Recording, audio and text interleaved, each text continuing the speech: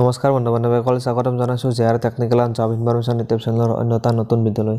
তো ফ্ৰেণ্ডছ, বহু অপেক্ষাৰ অন্তত ফাইনেলি আহি গ'ল ভাল খবৰটো, কিয়নো RPF ৰেলৱেৰ ফালৰ পৰা ভালেখিনি পোষ্ট মুকলি কৰি দিয়া হ'ল। RPF কনষ্টেবল আৰু SR কাৰণে প্ৰায় ভালেখিনি পোষ্ট মুকলি কৰি দিয়া হৈছে। প্ৰায় আপোনালোকে ইয়াত দেখিবলৈ পাব 4000ৰো অধিক পদ মুকলি কৰি দিয়া হৈছে। আৰু এই পদবিলাকত এপ্লাই কৰিবলৈ হ'লে আপোনালোকে কিমান পাছ কৰিব লাগিব আৰু বয়স কিমান হ'ব লাগিব আৰু এই পদবিলাকৰ এপ্লাই কেতিয়াৰ পৰা ষ্টাৰ্ট হ'ব, আজিৰ এই ভিডিঅ'টোত আপোনালোকক সবিশেষ জনাম। গতিকে আপোনালোকে ভিডিঅ'টো শেষলৈ চাই থাকিব। আৰু যদি আপোনালোকে ভিডিঅ'টো ভাল পায়, ভিডিঅ'টো এটা লাইক কৰি দিব। আৰু তেওঁলোকে যদি আপোনালোকে আমাৰ চেনেলটো ছাবস্ক্ৰাইব কৰা নাই, চেনেলটো ছাবস্ক্ৰাইব কৰি দিব, যাতে এনে ধৰণৰ জব ইনফৰমেশ্যন ভিডিঅ' আপলোড কৰাৰ লগে লগে আপোনালোকে নটিফিকেশ্যনবিলাক লগালগ পাই যায়। তো ফ্ৰেণ্ড, বলক এতিয়া আমি পলম নকৰি আজিৰ ভিডিঅ'টো আৰম্ভ কৰোঁ। তো ফ্ৰেণ্ডছ, RPF ৰেলৱে প্ৰটেকশ্যন ফ'ৰ্চত ভালেখিনি পোষ্ট মুকলি কৰি দিয়া হ'ল।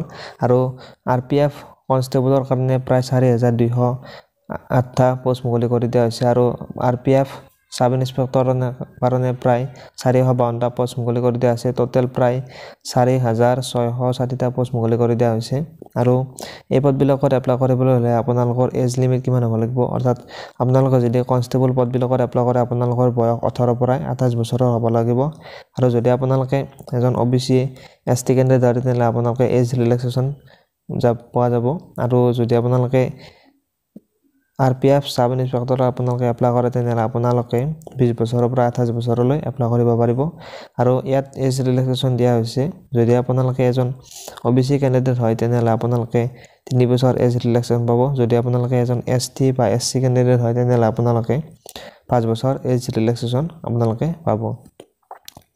এইবাৰ আহিল RPF ৰেলৱেৰ আপোনালোকে যদি কনষ্টেবল পদবিলাকত এপ্লাই কৰে, তেনেহ'লে আপোনালোকৰ এডুকেশ্যন কোৱালিফিকেশ্যন কিমান লাগিব। যদি আপোনালোকে কনষ্টেবলত এপ্লাই কৰে, তেনেহ'লে আপোনালোকে মিনিমাম টেষ্ট পাছ কৰিলে আপোনালোকে এই পদবিলাকত এপ্লাই কৰিব পাৰিব। যদি আপোনালোকে চাব ইনস্পেক্টৰ পদত এপ্লাই কৰিব বিচাৰে, তেনেহ'লে আপোনালোকৰ গ্ৰেজুৱেট কৰিব লাগিব। যিকোনো ষ্ট্ৰীমৰ পৰা গ্ৰেজুৱেট কৰিলে আপোনালোকে এই পদবিলাকত এপ্লাই কৰিব পাৰিব।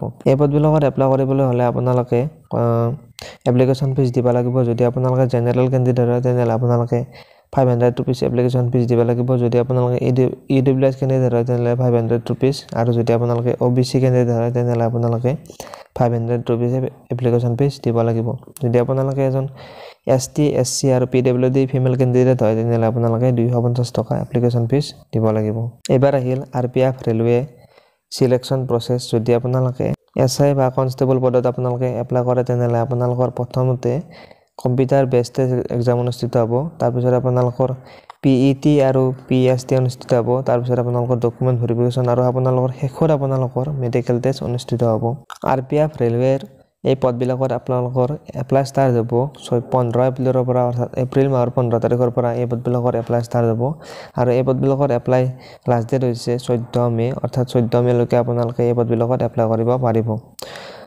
তো এইটোৱে আছিল আজিৰ ভিডিঅ'। যদি আপোনালোকে ভিডিঅ'টো চাই ভাল পালে, তেনেহ'লে ভিডিঅ'টো এটা লাইক কৰি দিব। আৰু এতিয়ালৈকে যদি আপোনালোকে চেনেলটো ছাবস্ক্ৰাইব কৰা নাই, চেনেলটো ছাবস্ক্ৰাইব কৰি দিব। ধন্যবাদ।